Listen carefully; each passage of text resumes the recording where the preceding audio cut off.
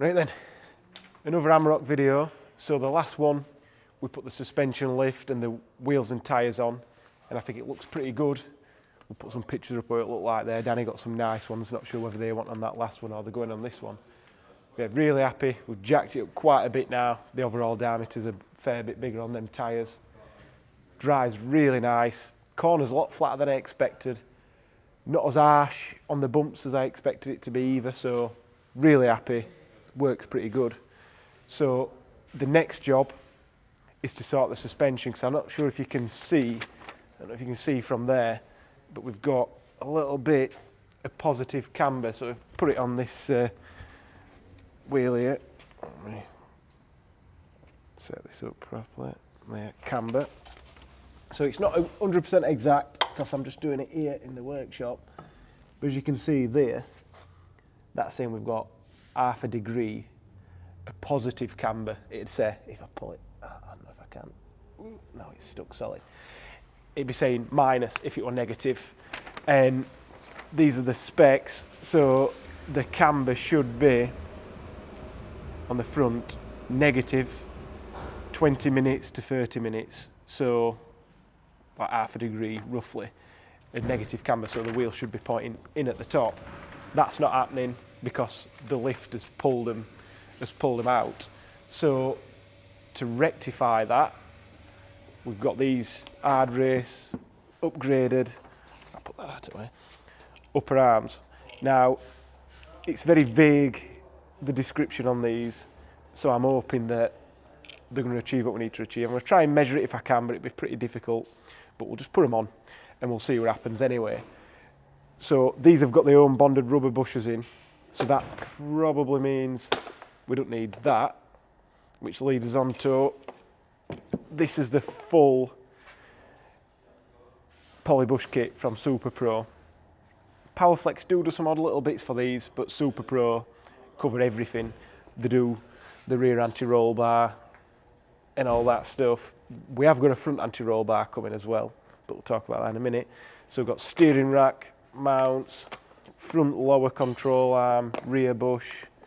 That should be the front lower control arm, front bush, leaf spring front eye bush, spring lower bush kit, and then that says something else on it, but that's something to do with rear springs as well.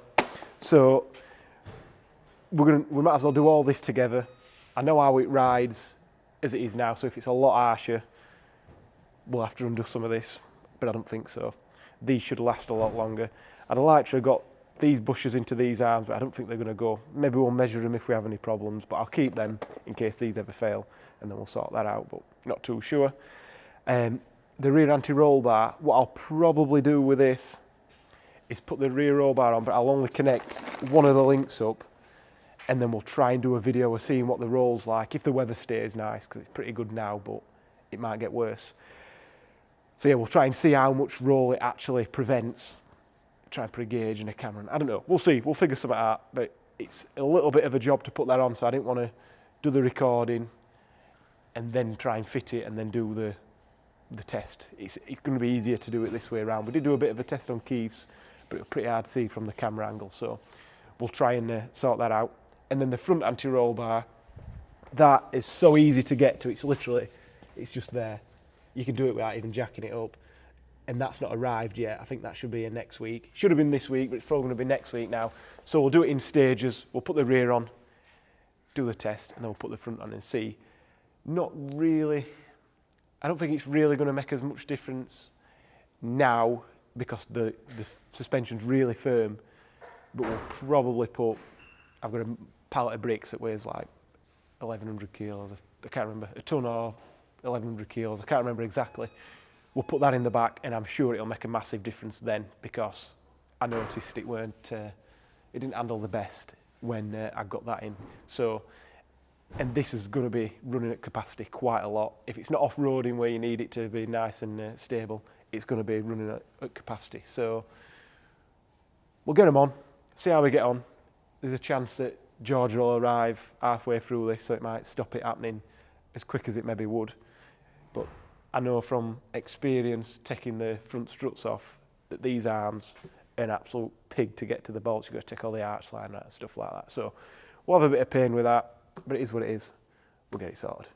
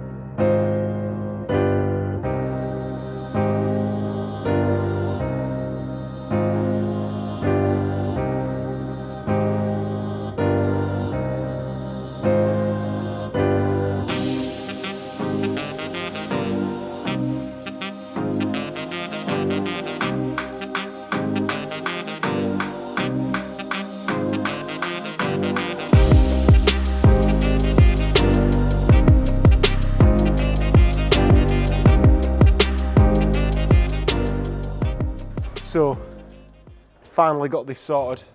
The top arms, easy, they've already been off. I've already bent that little piece of bodywork so that bolt came straight out, no problem. I've not tightened any of this stuff up fully yet, 'cause that's on a normal bonded bush, and the bottom shock mounts on a normal bonded bush.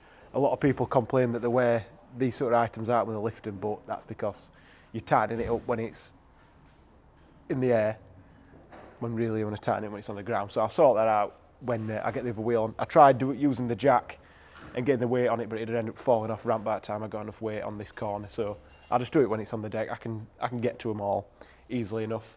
We've still got to adjust the camber. That's done at the bottom here on these. I didn't mention that at the beginning of the video, but you can do the camber adjustment there, but I'm not sure if we'll get where we want to get. We'll see. Hopefully this arm's got slight different geometry anyway, so it should have just pulled it in just putting that on. But these two big bolts, in theory, you could just tighten them straight up because they're just on a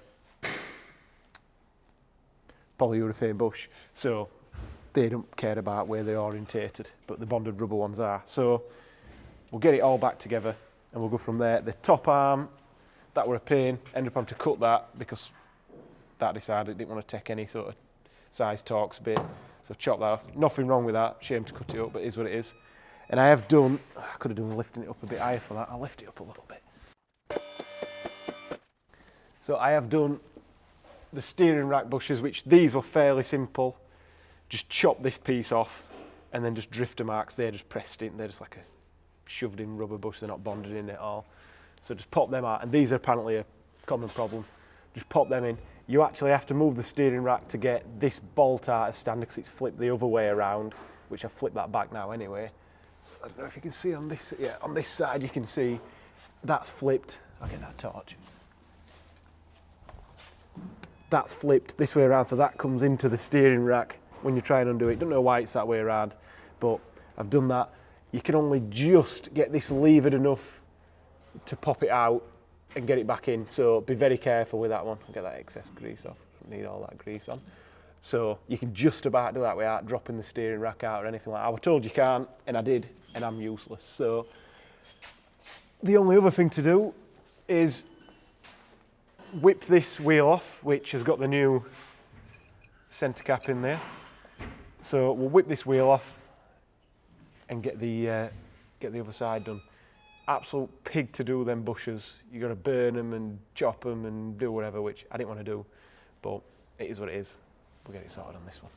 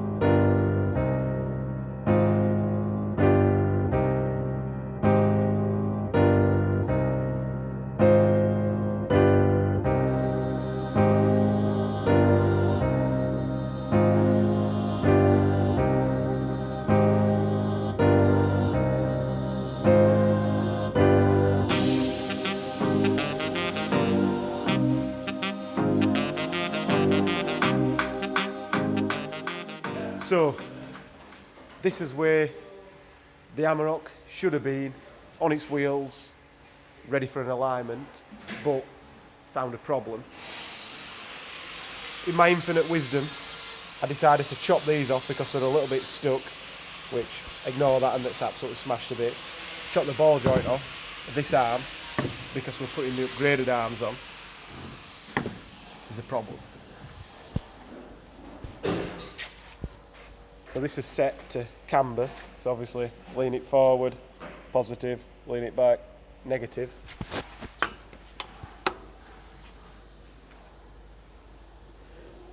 If you can see in there, but that's 1.9 degrees positive camber, which, if we look back at the spec,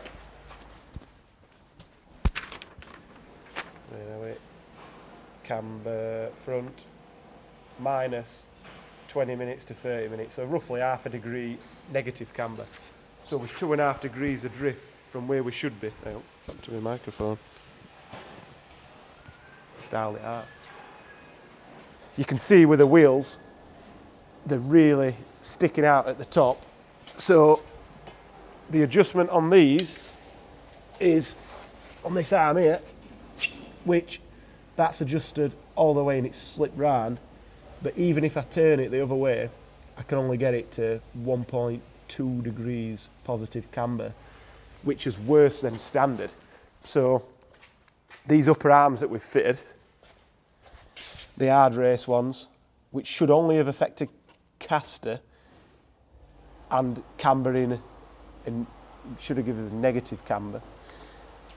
It's not worked. So these arms have got to come back off.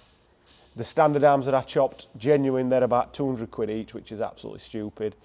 You can get the ball joints, but they're weird brands, so I've not got them. I've had to buy some Febby arms, which are about 50, 60 quid each, or something stupid like that. So just to get back to where I should have been, it's going to cost me some money, but you've got to keep the arch liners out to do this. I can't do the alignment, so until them arms come, this is parked up. I wanted to get the front done, get the alignment, and then get onto the rear, but we're stuck now, So I think me and Dean's just going to attack the rear because it's going to be quite an involved job lifting the heavy springs in and out and supporting the axle and stuff. So that's why it doesn't flow very good. We'll do the rear, get the rear anti-roll bar on. When the front arms come, we'll fit them. Then we'll get the alignment sorted and do the rear anti-roll bar tests that we talked about what seems like 2 years ago. So we'll sort it.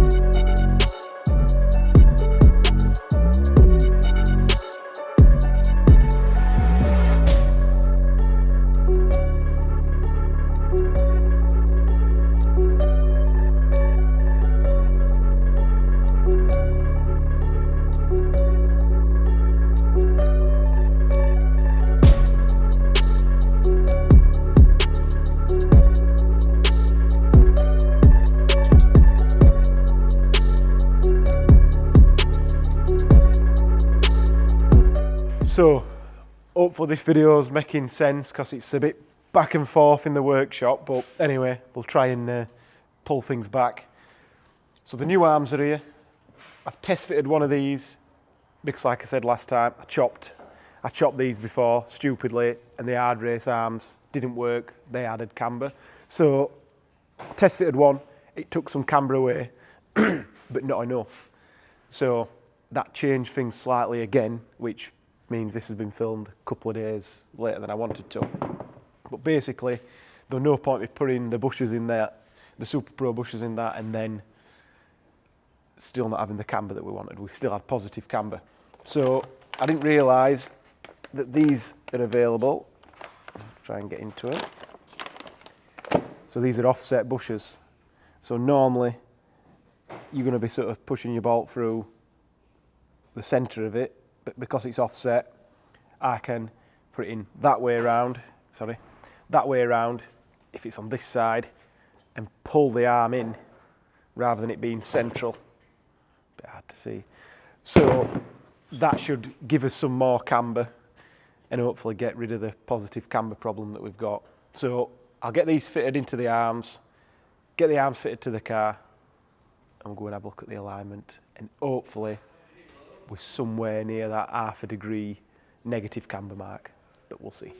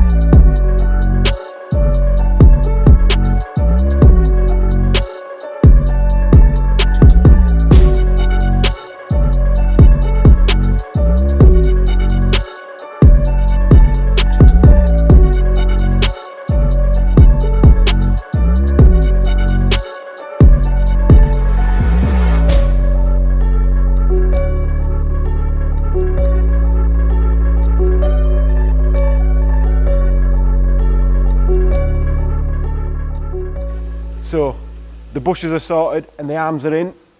Can't really see, I'll get a torch on it. Get a torch on it, Danny. So you can see, so I've made them so that the arm is tucked as far in as it'll go with a bush offset. Hopefully, I'm not going to bother trying it in here anyway because I know it's uneven in here and I want to drive it for a little bit and let it settle and get a bit of steering on. But to get the bushes out, took a little bit of pain. You have to chop all the rubber out, grind there's like a top hat, grind that away and then braid it out or put it in the press and take it out. But however you do it, it's a pain, especially on brand new arms. So they're sorted. I'll go for a little drive in it, make sure nothing's hanging off, and then get it on the 4-poster and get the alignment something like, because I need to use this tomorrow to tow some stuff. So let's get it sorted.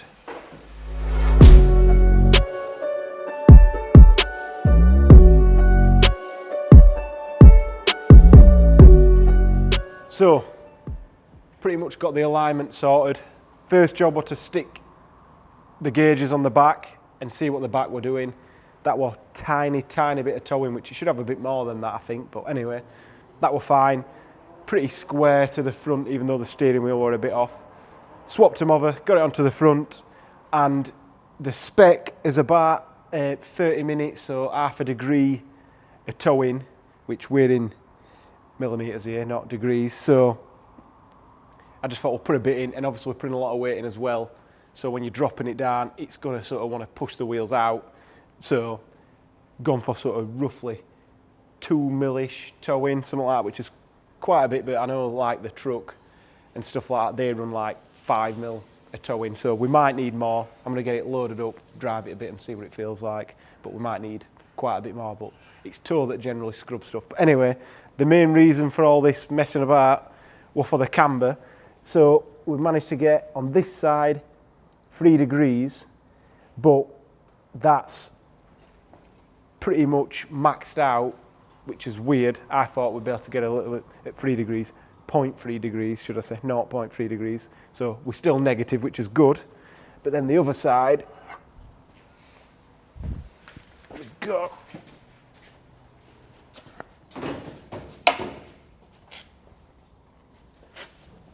so there, 0.5. So that's the maximum we could get on that side, but then on this side, we could only get up to a degree or so, which is weird. So we've got it all the way in on this side and all the way out on that side, which is a bit odd. I don't know what's gone wrong there. I know this side did have more to start with, so maybe it's just tolerance, I'm not too sure, but half a degree's in spec, 0.3 degrees is just about in spec. Should be fine. I probably, if I could have got 0.7 and 0.7, I'd have add a little bit more because I'm going to be driving it a bit more aggressively, I think. But I'm happy. The top bushers have done exactly what we expected them to do. So the next video, we'll be doing the rear roll bar, the front roll bar, and driving it. And probably we'll drive it in between them as well. Start again. We'll drive it with the bushers first, then the roll bar, then the rear roll bar, then the front roll bar. So hopefully that makes sense. Confusing me saying. But yeah, that's the next video. I wanted to do a bit of test driving at the end of this video, but it took far too long, so it's spread out for so long. So if you want any of the stuff that we've fitted, look in the description, there'll be a link. If there's not a link to each individual product, go onto the car spec on the website and it'll be straight to the products on there. They're all links there, so just click on them, buy them, and make this video worthwhile. Thank you.